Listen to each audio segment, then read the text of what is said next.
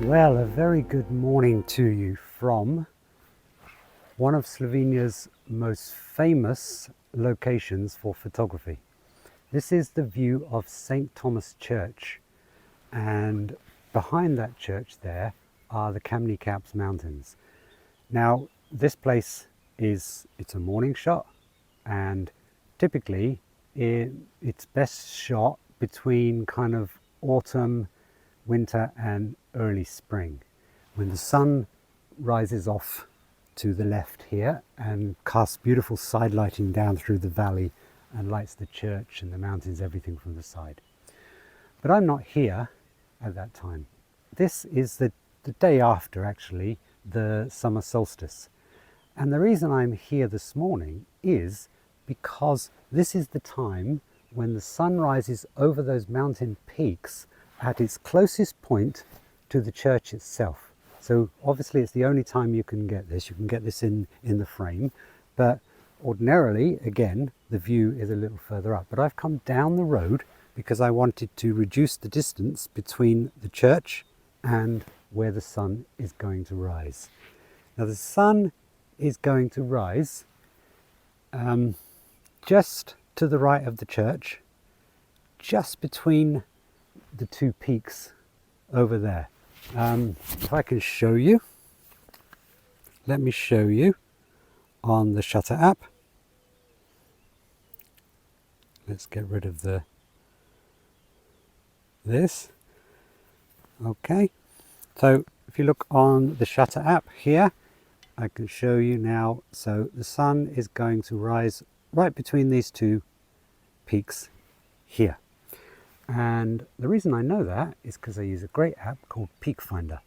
I'll show you now up on the screen how that looks. Peak Finder is the most accurate app to use when trying to plot where the sun will rise over a mountain peak.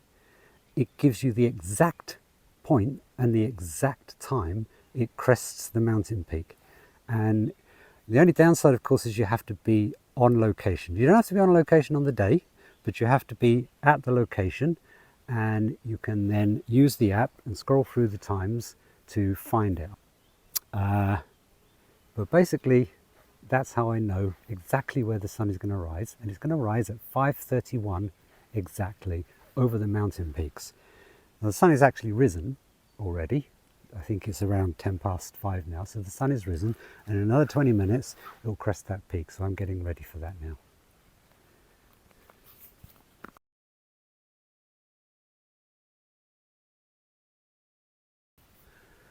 So this is a good opportunity for me to show you a great use for Shutter. Now, if you're not familiar with Shutter, this is a really great camera remote control app for iPhone, iPad, and even on Apple Watch, actually. I did a video before doing a full overview of this app, so go check that out if you haven't seen it. But today I want to show you how this app can be really useful for shooting scenes like this. Now, when the sun comes up over those mountain peaks, the contrast is going to be extremely high. Now, I've got a 3-stop hard grad on there to try to balance the brightness between the brightness difference between the sky and the foreground. But sometimes that's not always enough, so I always want to exposure bracket too, just to make sure that I capture the full range and I can do a bit of blending afterwards. Now, Shutter is really great for that. Now, I know, of course, you can do the exposure bracketing in the camera, and you can use this, of course. But Shutter's better in the sense because when you use the exposure bracketing feature in Shutter, and yes, it is available, unlike the native Canon app. I'm using a Canon camera. The native Canon app doesn't have this feature, but Shutter does.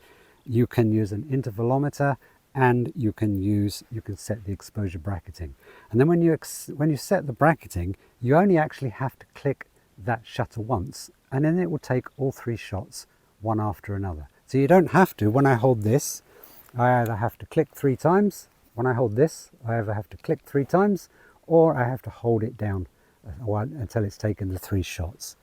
So in that respect, Shutter is a lot better. Now again, someone pointed out to me once that you can use the self timer, 2-second timer, for example, in the camera, click the shutter and it will take 3. Yes, that's true, but each time you have to press it again, and each time you have to wait 2 seconds for it to start. With shutter you can just click, click, click away. So that's what I'm going to do.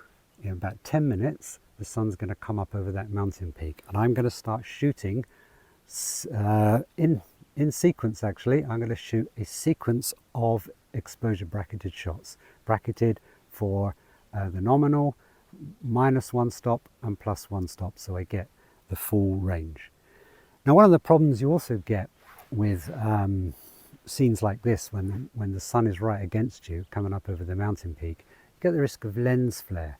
So what I usually do, a little trick I learned, is to start shooting before the sun comes up over the mountains and keep on shooting.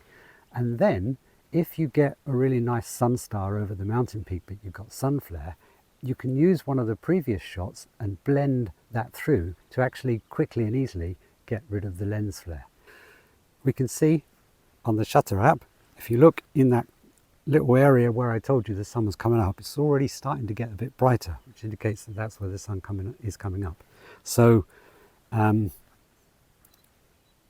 already set my composition. This is the composition I'm going to go for, and now what I'm going to do is set the exposure bracketing. So all we do is we've got this, it's really nicely laid out this. We open up the exposure bracketing feature here and we turn it on. Now we can choose the number of exposures. Now obviously it goes up to 9, but that depends on your camera. Your camera can take it or not. I'm going to set it to 3. All I want is 3, and I can set the exposure step. So I'm going to do plus and minus 1. Okay, so that's that done. Lovely.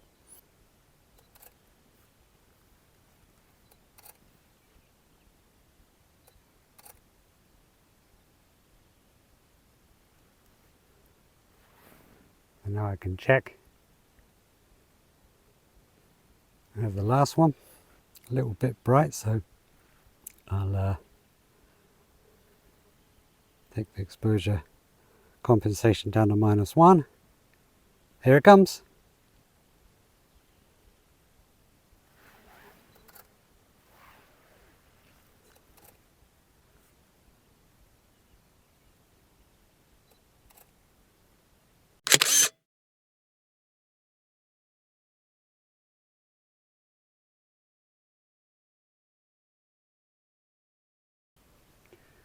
So there you have it. I got my shots.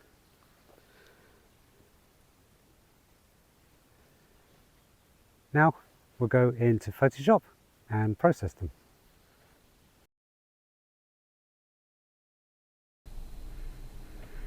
So now I'll show you how you can blend your exposures using Adobe Photoshop. You can also use Adobe Lightroom and maybe some other editing software, but I use Adobe Photoshop, and for the purpose of this I'll show you how to do it here in Adobe Photoshop. So open up Adobe Photoshop, go to File, and there are several ways to do this, to import your photos, but I find the quickest way is to go to File, Scripts, Load Files onto Stack, then come here, click Browse and navigate to find the 2 or 3 photos, however many you want to blend. In this case I'm going to blend 2. I've put them in a folder here ready. Now I've put the raws here, so I'm going to do this directly from the raw. You could process the photos first, save them as a TIFF or a PSD or whatever, and do it from that if you want. The one thing I wouldn't advise is you do it from a JPEG. Always do it from the raw, or do it from a high quality 16-bit TIFF or PSD or whatever.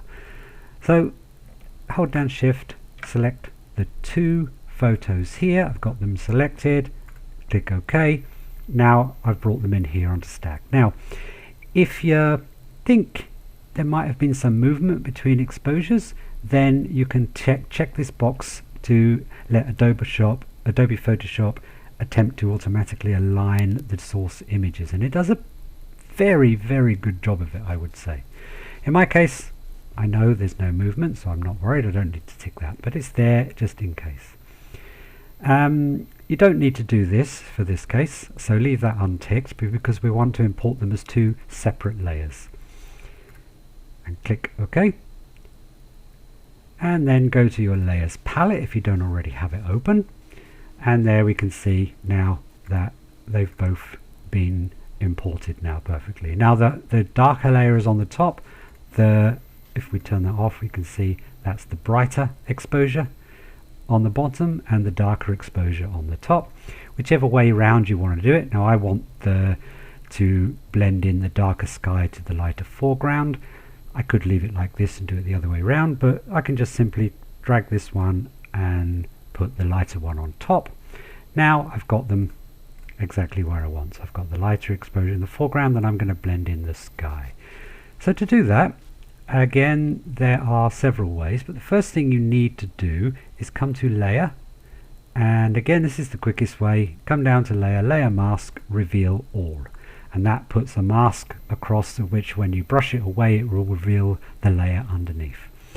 You can use the brush tool, various other tools, but for an image like this, where I simply want to blend the sky and the mountains to the foreground, I'm going to come across here and select this gradient tool here. So with the gradient tool, you can also adjust the opacity if you want to reduce that, or leave it at 100%. And what you simply do is you click where you want the gradient to start and drag it down to where you want the gradient to finish, very much like your neutral density graduated filters. So the longer you drag it, the softer the transition. The shorter it is, the harder the transition. So for example, if I do like that, see, you can see that we've got a hard transition. And if I drag it down longer, we've got a softer transition between the two. You can drag it around to angle it around if you want, keep it straight down if you want, or in this case, because we've got a lot down here, I'm going to drag it down to about here. And there you go. That's simple. You can play around and do more, but for the purpose of this image, that's the job done. So then I'm just going to simply flatten the layer, and that's my job done. Now the first thing I can do is save it then as we can just leave it, and I just do it in titled 1, for example. You can save it as a Photoshop file, or I tend to save things as TIFFs. Okay, now that's it. That's the first part of my blending is done simply. Now I can just carry on and do the rest. Now I got a little bit of lens flare, not much, so I can use the spot removal tool, probably quite easily get rid of this. There you go. That was nice and simple, so I didn't have much problems with lens flare in this case. And then I could just go ahead now and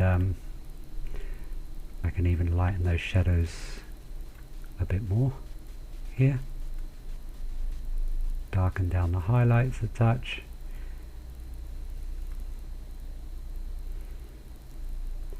and play around. I won't do that now, but for the purpose of this video I just wanted to show you how to do the blending, and then you can carry on and do the rest of the editing yourself. So there you have it, a great example of how you can use the exposure bracketing feature in Shutter.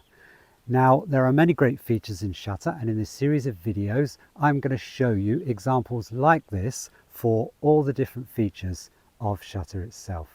If you're interested in Shutter, you can get it for Canon, Sony and Fujifilm cameras. So in the description there are links to the website for each camera with more information about the app itself and how you can get it.